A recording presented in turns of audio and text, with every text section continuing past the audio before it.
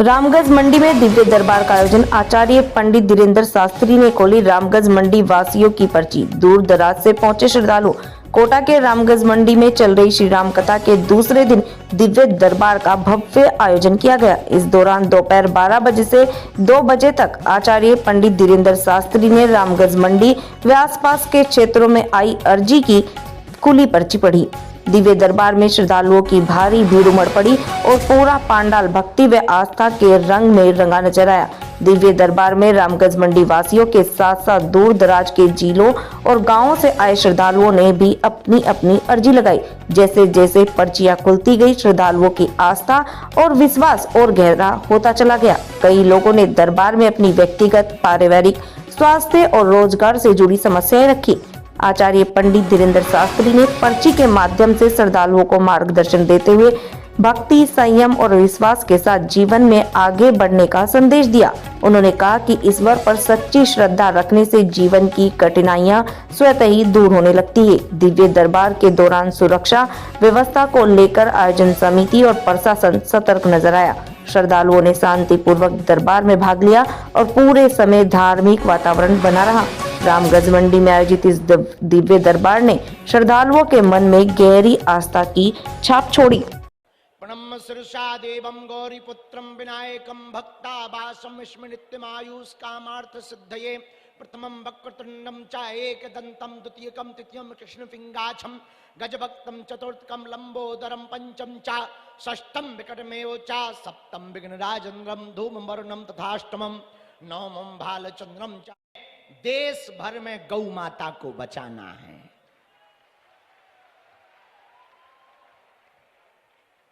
गाय के गीत गोविंद गाय गाय गाय, इसलिए इसे कहते हैं गाय। ठटरी भर गई। बड़े बड़े बुद्धिमान, बड़े बड़े तार्किक, बड़े बड़े विद्वान, बड़े बड़े साइंटिस्ट, बड़े बड़े कैमरा हमारी पोल खोलने आए, ठटरी के बड़े अपनी खुलवा कर गए। पर भैया ये हमारा चमत्कार नहीं है, किसका है? बालाजी महाराज का। कौन बालाजी? बागेश्वर बालाजी। भैया हमारे दादाजी भी दरबार लगाते थे, उनके भी दादा गुरु दरबार लगाते थे। तीसरी पीढ़ी में आगी को लगो जो कबाड़ी बैठो कहा। पर भैया अब हमको सेवा करते करते 19 साल हो गया, भारत से लेकर के 12 देशों में, और अब तो हमें फिर से ऑस्ट्रेलिया की संसद ने बुलाया है कि you come here spiritual leader. काम करते हैं, आपका ध्यान रखते हैं। घर पे अकेले रहते हो? हाँ, छोरो है। अच्छा, तो छोरे के साथ रहते, क्या दिक्कत है? अरे दिक्कत क्या है? गांव वाला नहीं मानता, करिए कहना नहीं मानता है, कहना नहीं मानता। और कोई बात? शादी होनी था। इनको असली दिक्कत ये है कि ये अपने बच्चे के विवाह के लिए आए हैं। बिल्कुल यही पढ़िए। शक्ति शक्ति कहलाती, अंदाजा अंदाजा कहलाता है।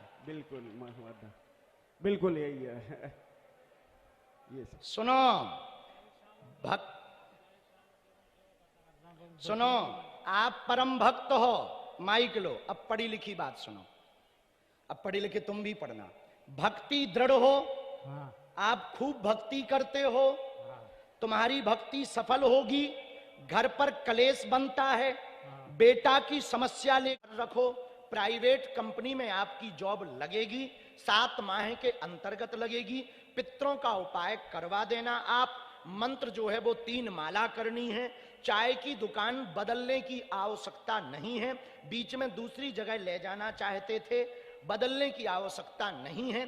यहीं से मार्केट उठेगा, क्योंकि बगल में कॉम्प्लेक्स आ रहा है, दुकानों का नव निर्माण कॉम्प्लेक्स आ रहा है, जहां आपकी चाय की दुकान है, यहीं बढ़ेगा आशीर्वाद। कंबल ओढ़े एक दादाजी पगड़ी बांधे हैं, पहली डी में, हाँ, मुंह छुपाए हुए नीचे की तरफ, कंबल निकाल लो, मुंह ना छुपाओ, आ जाओ, हमने देख लो तुम्हें, आओ, तुम्हारी अर्जी स्वीकार हो गई है, आइए।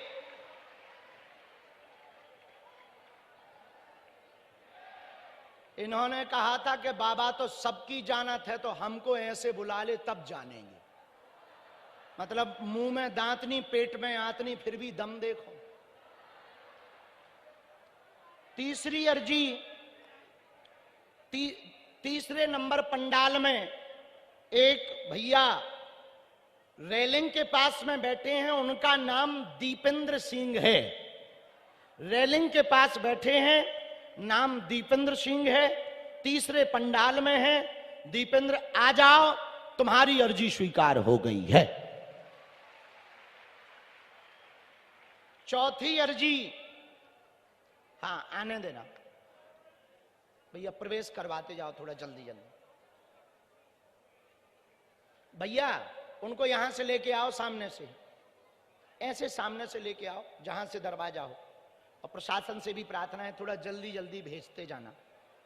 राम, दोनों हाथ उठा के बोलो, हर महा। साधु जी, साधु जी, गड्डी डाल लो तो लोगों को लगता बाबा झोली भर के पैसा ले जा रहा है। ये हैं बहुत प्राचीन हनुमान जी, वहीं से हाथ जोड़ लो, सबका भला हो गए, सुखी रहे संसार दुखी। राम, सन्यासी बाबा की, बागेश्वर धाम की।